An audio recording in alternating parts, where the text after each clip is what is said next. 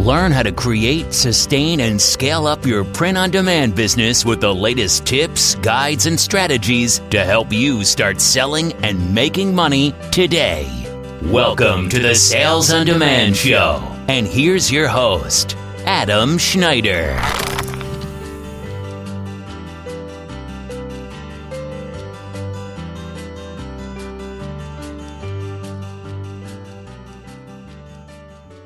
Hello, welcome back. Episode 50 of the Sales on Demand Show. That's me, Adam Schneider, the guy behind the microphone.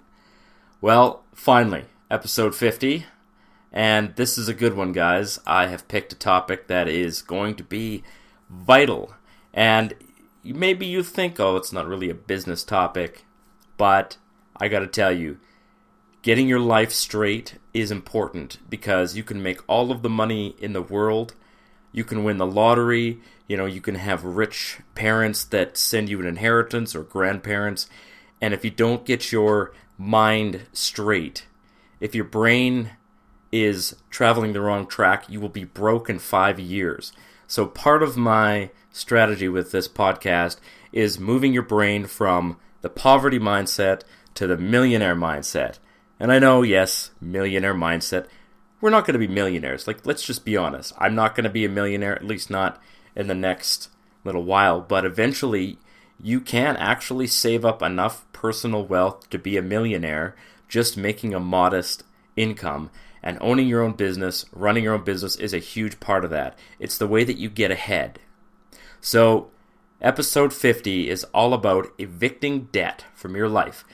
And I have some experience in this, as you will find out in this episode. So, starting off here, what's happening right now? So, currently, it is, or at least it was, raining outside, which is really, really weird. All the Canadians in the room are like, wow, rain in February. Except for you weirdos in BC, it's raining there all the time. I mean, that must be depressing, actually. Although, I'd take rain over snow any day. But now it is snowing, and the snow is piling up, and I just went out there and shoveled the slush off of the sidewalk, because otherwise it'll turn into solid ice. So that's great. But you know what? Spring is kind of on the horizon here, and it's giving me some hope. And in any case, I have lots to do, so I'm not bored. And I feel pretty good about life. Now, we're 2 weeks out from Valentine's Day. Valentine's Day is the 14th, and it's the 1st right now. You got 2 weeks. Keep adding those designs. Valentine's Day buyers are still shopping.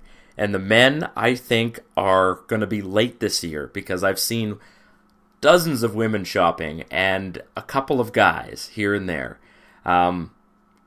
Create designs for husbands. If you're going to spend your time doing anything, create a design that a wife can buy for her husband, because those ladies are out there shopping right now and they're buying.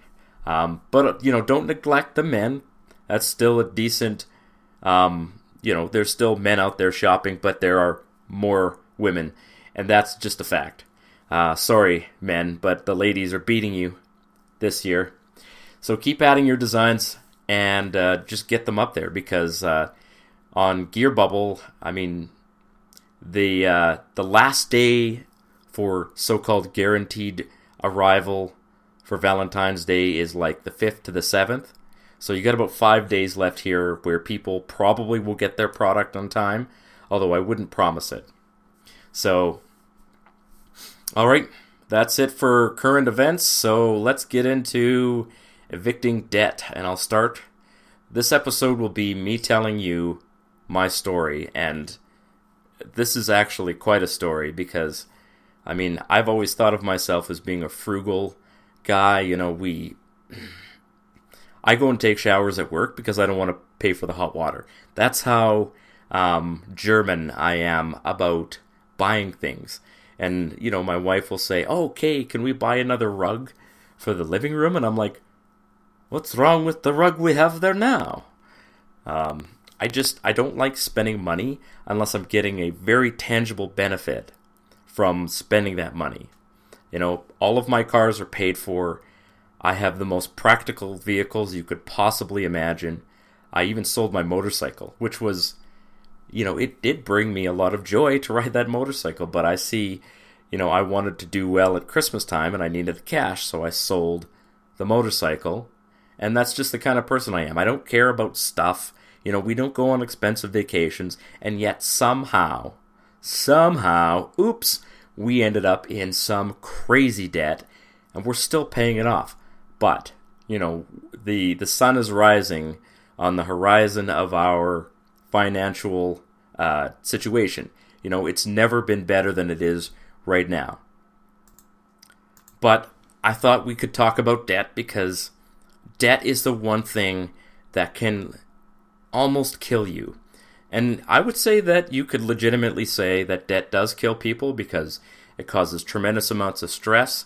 People have committed suicide over debt. It breaks up families. The number one thing that married couples fight over, and I suppose that you could say any couple, whether you're married or not, what you're going to end up fighting over is finances. And if you don't get your finances straight, it doesn't matter how much money you make. You're going to be stressed. You're always going to be sliding back behind. So getting a hold of your debt is a vital part of, making a future for yourself. Don't just think about the short term. Think about the future.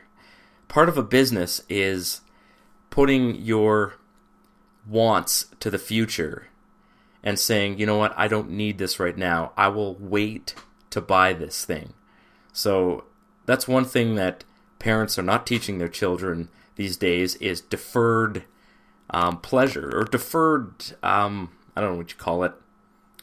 I think you know what I mean, but I'm struggling to find the words for this. There's an actual term for this. Is delayed gratification. That's what it is. Delayed gratification.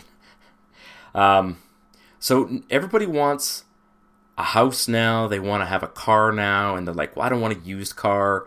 I want something new because I don't want to have to fix it. I want it to look nice. I like nice clothes. That is the way that people get into debt, is that they want the nice things now. They're not willing to wait for them. You don't have to not have any of those things. You just have to be able to wait for them until you can actually pay. So what kind of brought me around to this mindset is I've been watching a TV show on YouTube, and it's a British show, and it's really amazing. I love this show. And it's called Can't Pay, We'll Take It Away. And that's my best impression of a British accent. So watching this show, they follow a couple of bailiffs. We call them bailiffs here in Canada. They're in the United Kingdom. They're called High Court Enforcement. And they basically, when somebody is owed money, you can go to the court and say, I'm owed this money. Here's the bill. They haven't paid me. Can you send some people out there to extract the money? So what these bailiffs do, these enforcement officers, they'll come and knock on the door, and the person will open the door, and they just step right in. And they're like, hello, we're here to enforce a writ from the High Court. And if you can't pay today, we'll be removing goods from the property. So that's a very British way of saying, if you can't pay, we're going to take your stuff away. And they start asking, is that your car out front? How much is that worth? Okay, we're going to take the car. We're going to take your television. This nice watch that you have here, yeah, that's coming with us. So, this show is crazy. And it's just, I feel bad for the people who end up in debt because you're watching these bailiffs walk through their house and just like inventorying everything, and it's like, oh, well, we're just going to sell that. There's some things they can't sell, like they can't sell your clothes. They can't sell anything that you need to live on, but they can take your car. They can take your boat, and they just sit there and they wait until you provide some kind of payment and make an arrangement. And I gotta tell you, that would be so stressful to be on the receiving end of that kind of treatment. I never, ever, ever want that to happen to me.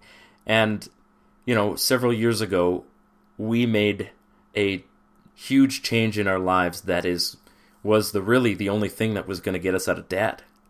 So I'll start with telling you the story here of us. And I got to ask you, why would you care about your debt? If you were a politician, most politicians don't care about debt. They just don't. They see debt as being a tool to use. It's not their money that they're spending. The same with companies. Companies get into debt pretty frequently, and in a way, it's a little bit easier for them because they actually own things that are worth value. They're making money. They're creating products, and they're providing those products. And sometimes when you're investing in things that cost money, you don't have any choice. But unless the company is started and you know that this company is going to be successful, getting into debt is a risky thing to do. Whoever owns the debt, in a sense, they kind of own you. And I don't mean they own you in the sense of a slave relationship, but really, they can take things away from you. And I just don't like that. And you shouldn't like that either. Not to mention, interest payments are a drain on your lifestyle. Even if it's 5% interest, that's still money that you're just giving to the bank. And it doesn't provide any real benefit for you, especially with consumer spending. So if you're going into debt using credit cards to just live, even if you're going to school, that's just not good for your long-term future. So there's one exception to debt, and it's one exception that I've mentioned before around Christmas time. Let's say you've got products and you're like, I know these products are going to sell at Christmas. I need some cash to fulfill orders, and I just don't have $10,000 sitting around. Short-term debt for things like running your business is fine. And every business probably should have some short-term debt, like a line of credit or something like that you can dip into to pay bills while you're sort of developing. But you should always be pushing that short-term debt down, 3 months max, and trying to get the lowest interest you can, because otherwise your profits just flying out the door. And you know what? I have been running my business for 3 years now with no debt whatsoever because I have cash. But if you don't need cash, you're gonna need to get some, and we will be talking about that in the next episode. So without further ado, I'm going to share with you my story of debt, and hopefully you'll learn something and maybe be mildly entertained by what we've gone through. And it is an interesting story. When I tell people the story of my life, sometimes I think that I'm just reading a novel that's someone else's life, and it's not even real to me, because while I was living through it, it just seemed like, well, this is what we got to do to get by. And all these decisions that we make, just now I look back and I say, I could have done this so much better, but it was interesting. So back in, let's say, 2006, 2007, I was looking at the economy, and I was correctly perceiving that there was going to be some kind of huge collapse. Now, I thought it was going to be like the big one. It ended up not being a big one. I knew housing prices were going to start declining. And so we owned a property in the city, and we were watching the value of this property skyrocket. And I just thought, there's no way that this is sustainable. We need to sell this now and get out of this house before this crashes, because we can actually make some money here. And then when it crashes, we'll go back and buy something else. So we didn't actually go back and buy something else, but we did sell at, it wasn't the top of the market, but it was pretty close. So we did pretty good. We ended up with $45,000 over what we had bought the property for just 2 years earlier, which is crazy. That's a huge jump. We could have done even better if I hadn't spent some money on some other stupid things.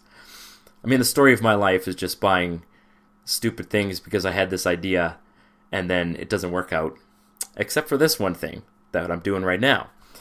Anyway, so what I've been wanting is I wanted to live on some land and like farm and stuff like that. And so we did. We bought some land. It was pretty cheap. Land in some places in Canada can be cheap. Most of the time it's not. It certainly isn't anymore, in any case. But I wanted to move in right away. I wanted to live out there. I wanted to heat with wood and live off the grid and all this stuff. And so I had all these dreams. And dreams are great, but the practical reality is, starting with that right of way is not a good idea. So what we did, and I say we because it was my family, there was 3 of us at the time, my son was born later, is we bought a mobile home and started setting up shop. And, we got a good price for a mobile home. We paid about $65,000, and then we had to move it. And so with all of these expenses, including, and this is not a insignificant expense, is we had to put, a septic tank and all this septic system in. We had to put in electricity. That cost a lot of money, propane for heat, and we had to sort of build something like a roadway, which was always just the worst road ever. It flooded in the... it was terrible.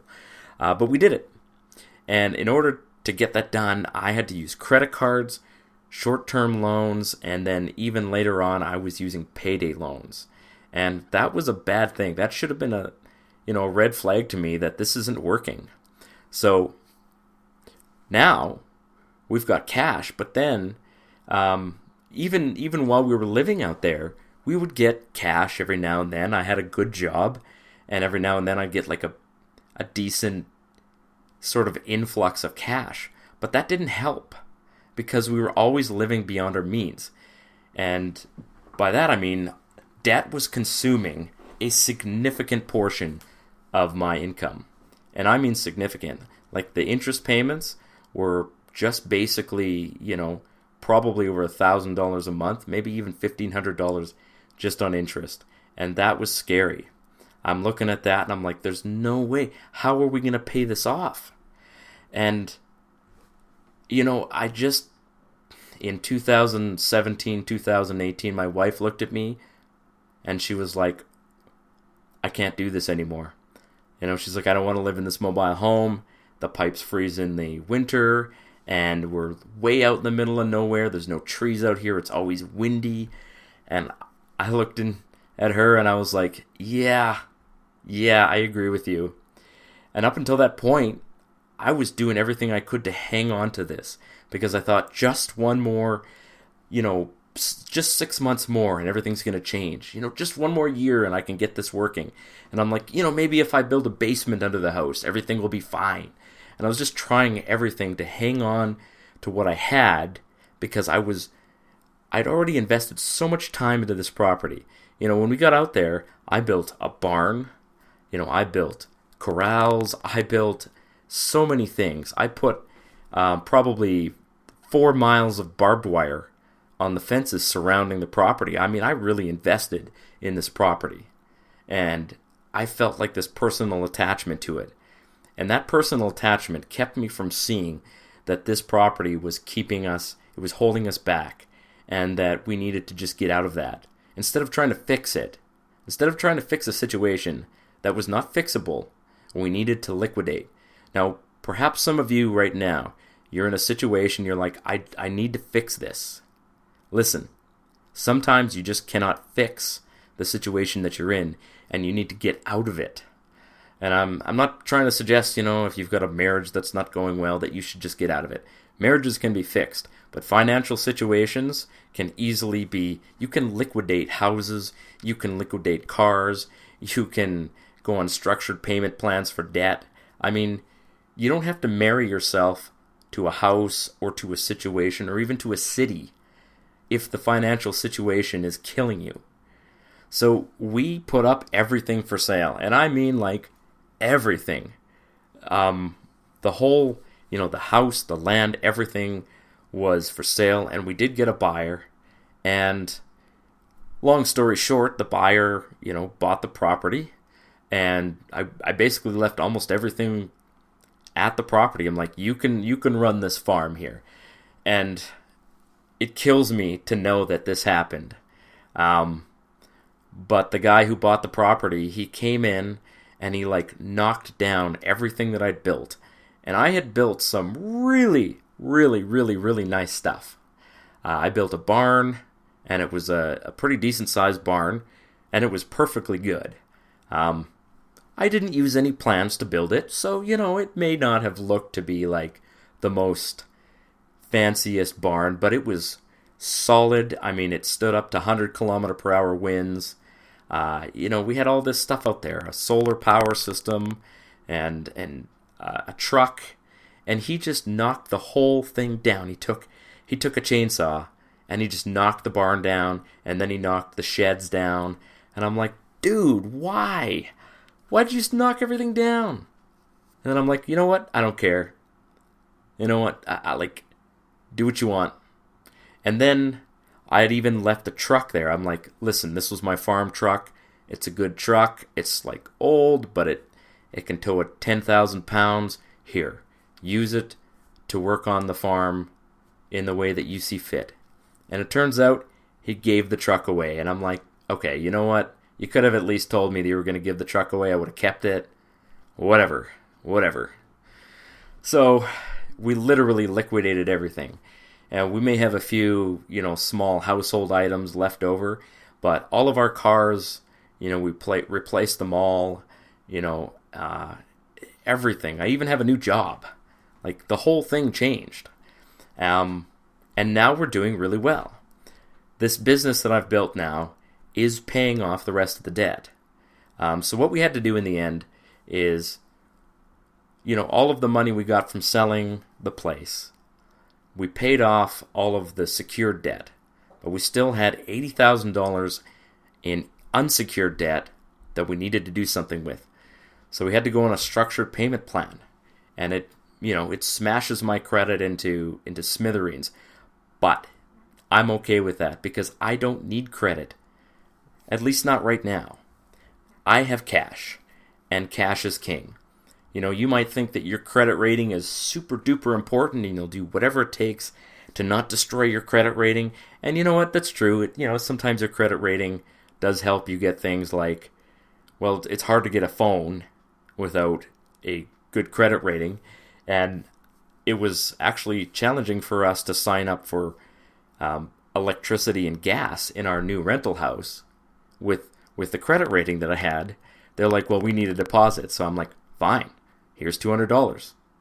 And that was enough. That's all it took. We signed up for all of that stuff, and now I'm like, I do not need credit. I have a Visa debit, and I have a bank account, and that's all I need. And the business is providing enough money that I can make the payments on the debt, and I can, there's a little bit extra where, our cash balance is going up instead of going down. And that is a very great place to be. And I've never been happier about our financial situation as I am right now, because I can see a way forward. I have vision for the future, and I'm like, yeah, let's start saving up for a down payment. We'll buy the house we're in. It's a nice house. We can get it for pretty cheap because we live in a small town that, a lot of people are trying to get out of houses in small towns, and we're like, hey, you know what? We can buy this house pretty cheap. And I can still drive to work. It's not very far. I can run this business from literally anywhere. Anywhere with an internet connection, I can run my business. If I could get internet on the surface of Mars, I could run the business from there. Which is fantastic, by the way. You could move to Mexico and live for a quarter of the money and still make the same amount of money, because who cares if you live in Mexico? Amazon doesn't care. As long as the money keeps flowing, everything's good. So right now, of course, we're still frugal. But if I need to, I can go and fix my car, and I can pay my kids' school fees, and we can go out for dinner every now and then. And I don't have to sit at 3 a.m. and sweat about my financial situation, or wonder how to go and beg the bank to allow me to consolidate debt using, a mobile home as equity. By the way, mobile homes, never buy one.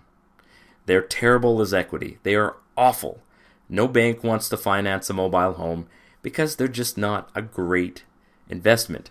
You'll probably lose money if you buy a mobile home. Now, I mean, if you're buying an older one, you're not paying very much money for it, you might actually do okay, but they're never going to go up in value like a regular house will, which is weird because they're made out of the same material. So, anyway. So, that is really, in a very tight nutshell, that is the situation that our family went through. So as you can probably see, debt for us was just killing. Like, we were paying debts to the tune of like $3,000 a month, Canadian dollars, but still, it was a significant portion of our income. And now the only ongoing expense I have that is really significant is paying rent. And we're working on setting up a rent-to-own program with the landlord, and we're like, hey, listen, we'd like to buy this house. Maybe you can help us out with that. We know you want to sell it. Let's do a rent-to-own thing here, and over a period of 2 years, we'll pay you a little extra every month. You take that and you put it in some kind of an account or whatever, or you count it as payment towards the house, and at the end of 2 years, we're going to buy the house, but we need 2 years to kind of save up for it. That's the kind of arrangement I think that people need to start making, and it just proves that you don't really need amazing credit to buy a house. You really don't.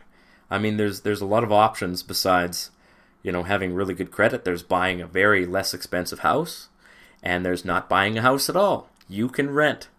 And before you tell me, oh, you're throwing your money away when you rent, okay, you're throwing your money away no matter what. Unless you're paying cash for a house, you are sending somebody money and not getting anything out of it. Most of your mortgage payment is interest. So don't try to dance around the idea that you need to own a house. You don't really need to. You can do well renting, and it actually gives you more flexibility because you don't have to worry about, is this house going to collapse on me? Is the basement going to crack open like a walnut? If it does, it's not your problem. It really isn't. Maybe it'll be your problem if it floods, but it'll be the landlord's problem to clean it up. And that's why I like renting. I'm totally fine with it. We have a really good landlord, and we're doing fine. We would like to own this home, and so renting gives you the opportunity to find out if you actually like living in this place, and then you can buy it. So, what is the next episode going to be? The next episode, I'm going to talk about how to use your side business to help you get out of debt. So that's what we're going to talk about in the next episode, is how you can start making moves towards getting out of debt, and how a side business like this one, like print on demand, can really, really help you with that in a way that's better than a part-time job. It's better than almost any other kind of side thing like that you can do, because it takes very little time to actually make it work. So I'll leave with this. I've been talking with a few people, and there's a lot of new listeners out there, and I love having you guys on board. Some of you guys are a lot more anxious about this thing than you really need to be. And I know some of you are like, I don't know what to do. Well, listen, it's not that hard. Start listing things. I want to give you an analogy here that might help you understand, what this business is like when you first start it. So imagine that you're, the commander of a ship on the ocean, and there's an enemy fleet that is somewhere around you, and you have no idea where this fleet is. And every time you hit the fleet with a shell, you're making money. But you don't know where the fleet is, and you don't know where to fire your shells. So what you need to do is you just start firing shells in any direction that you can. And you just keep doing that. So every time you create a design and you list it, you're firing a shell in the air, and you're hoping that it's going to hit a buyer. So you find an idea, and you start hearing splashes. And you're like, well, nothing's hitting. None of these ideas are hitting any buyers. Well, eventually, you're going to hit a buyer, because there's lots of buyers out there, and they're all looking for products. So eventually, you're going to hit a buyer, whether it's the first 50 designs that you create or the first 300 designs that you create. You're eventually going to hit something, and you will start to be able to narrow in on where the buyers are. The more hits you make, the more sales you make, the more you sort of zoom in on what people are actually buying, and you'll realize that the first 100, 200 things that you created were not what people were looking for. And that is exactly how this business works. So everybody out there, you're like, I don't know what to do. People are telling me this. These people are telling me that. Well, someone's like, hey, this will bring you success. And this other person's like, no, this will bring you success. Do this instead. Look, do all of it. But just put more, fire more shells out there. Get more designs out there. If you think, well, I've got 300 designs out there, I haven't hardly sold anything. Look, 300 is great. It's just a drop in the bucket. Get to 600. Get to 1,000. Get to 2,000. Streamline your workflow. Don't spend too much time fiddling over one idea that you think is really good, because it may not be that good. And it's great to go and search on Amazon to see if your products come up, but that's a waste of time. That's time that you could be spending making more products. And you know what? Just because your product doesn't come up on Amazon or does come up on Amazon when you search doesn't mean that people are or aren't going to buy it. Sometimes I've created things and they'll sit there for weeks or months, and then all of a sudden people buy it. And maybe they'll buy it for a little while and then they'll stop. But it was still worth the time for me to create that product, because it took most of the time it takes me between, depending on how simple an idea is, it could take me 30 seconds to create a design for it. But let's say that you add on the time it takes me to upload it, so maybe 3 minutes to 7 minutes per idea that I create. And I upload it to Amazon and to Etsy if I really think that it has value. And that maybe takes me a total of 10 minutes per design. Amazon and Etsy, 10 minutes. And that's a high estimate. Well, if I make 2 sales out of that item for the 10 minutes of work, I've made $20 of profit, give or take. Canadian dollars in profit, of course, not US dollars. Good old, a black $10 bill, or light gray. I'm not sure what the color of the Canadian $10 bill is. Or the 20 is green, so I've made a nice green $20 bill. Sorry, that analogy went into a wall there. But you see what I'm saying? $10 or 10 minutes of work for $20. That's a pretty good return on your time. So maybe you won't get that every time, but over time you'll find more designs that will pay you better, because you'll start narrowing in on what people want. All right, so check us out. Next episode, guys, will be 51. We're going to talk more about this debt thing. We're going to talk to you about how to really crush it. So with that, I will leave you for the week. Please enjoy your life. Cheers.